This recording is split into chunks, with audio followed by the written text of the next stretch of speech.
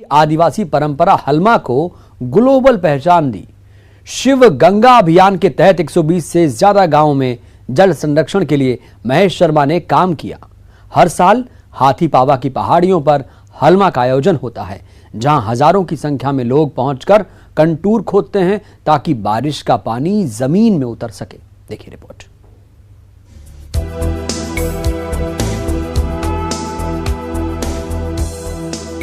तन पर सिर्फ धोती और एक कपड़ा, झाबुआ का गांधी कहे जाने वाले पद्मश्री महेश शर्मा हैं ये। दतिया के रहने वाले महेश शर्मा ने इस आदिवासी अंचल को अपनी कर्म भूमि बनाया।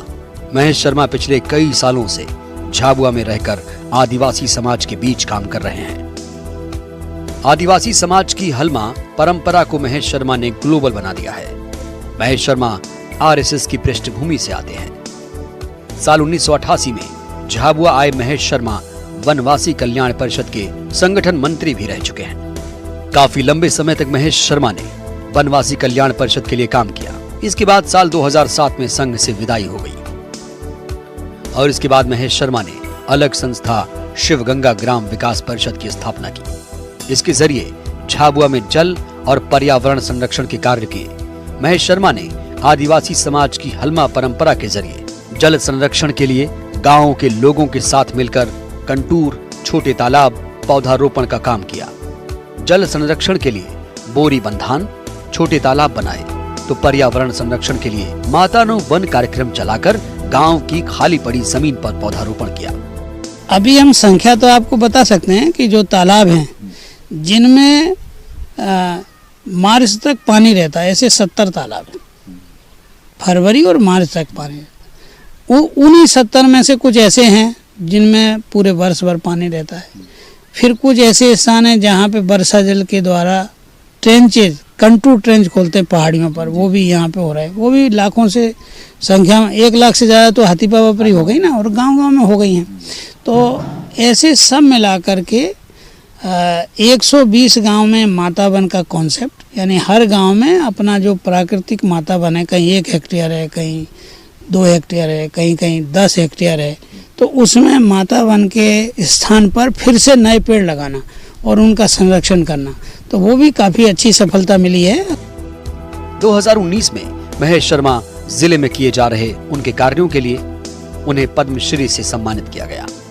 महेश शर्मा झाबुआ के 7 किलोमीटर दूर धर्मपुरी गांव में आश्रम बनाकर रहते हैं, जहां अब युवाओं को आत्मनिर्भर बनाने के गुर सिखाए जा रहे हैं। साथ ही जैविक खेती के बारे में भी बताया जा रहा है। पद्मश्री महेश शर्मा कहते हैं, जल के बिना जीवन अधूरा है, इसलिए पानी को बचाना जरूरी है। तो मैंने ये विचार किया कि जिसमें इतने भावनात्मक संबंध है वो समाज साधारण समाज नहीं हो सकता, असाधारण है। क्योंकि जड़ वस्तुओं से मनुष्यों जैसे रिश्ते जिस समाज में होते हैं वो तो उसकी बहुत बड़ी ताकत है। तो उसको आधार मान करके जब एक प्रकार से हलमा करने के लिए ये आह्वान किया कि धरती माता की प्यास बुझाना है। हलमा परंपरा को ग्लोबल पहचान मिली है। ये एक दूसरे की मदद का तरीका है। आदिवासियों की हलमा परंपरा में सभी लोग मिलकर एक दूसरे की मदद करते हैं। खेत में कटाई हो या कुआं खोदना हो, मकान बनाना हो या कोई काम, गांव के लोग बिना किसी मेहनताना मदद करते हैं। इसी हलमा परंपरा को महेश शर्मा ने जल संरक्षण और पर्यावरण संरक्षण के लिए अपनाया।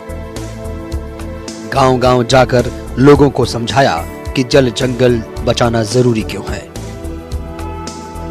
साथ ही लोगों को यह भी समझाया हलमा करके वे लोगों की सेवा कर सकते हैं। ग्रामीणों को ये बात समझ में आ गई। छोटे छोटे प्रयासों से हलमा एक बड़ा आंदोलन बन चुका है। तो ये हमारे जो 5 महत्तत्व हैं, पृथ्वी, जल, अग्नि, वायु, आकाश, इनका यदि हमने संवर्धन किया तो समाज में अनेक प्रकार की जो समस्याएं दिखती वो खत्म हो जाएंगी। हलमा के जरिए आज झाबुआ के 120 से ज्यादा गांव में सैकड़ों तालाब, जल संरचनाएं, माता नु वन और पौधारोपण के काम हुए। इसके अलावा आत्मनिर्भर भारत के लिए बांस शिल्प, जैविक खेती को भी प्रोत्साहित किया जा रहा है। तो आप कहीं भी रहो पर उनके हिस्से का पानी अब धरती पर कहीं सहेजना चाहिए, उनके हिस्से का जंगल कहीं लगना चाहिए। शहरों में कटा हो गया, जैसे वन विभाग ने नियम बनाया ना कि हमारी ज़मीन यदि आप लोगे तो उतनी ही ज़मीन कहीं दूसरी राजस्व विभाग की दो, जंगल लगाओ, जिससे जंगल नहीं घटेगा। तो नगर के निवासियों के लिए भी ये संदेश है, यदि वो स्वयं करें तो बहुत अच्छा। जल और पर्यावरण संरक्षण के लिए पद्मश्री महेश शर्मा का यह प्रयास काबिले तारीफ है। आदिवासियों की हलमा परंपरा भी मिसाल है। वीरेंद्र सिंह राठौर, न्यूज़ 18 झाबुआ।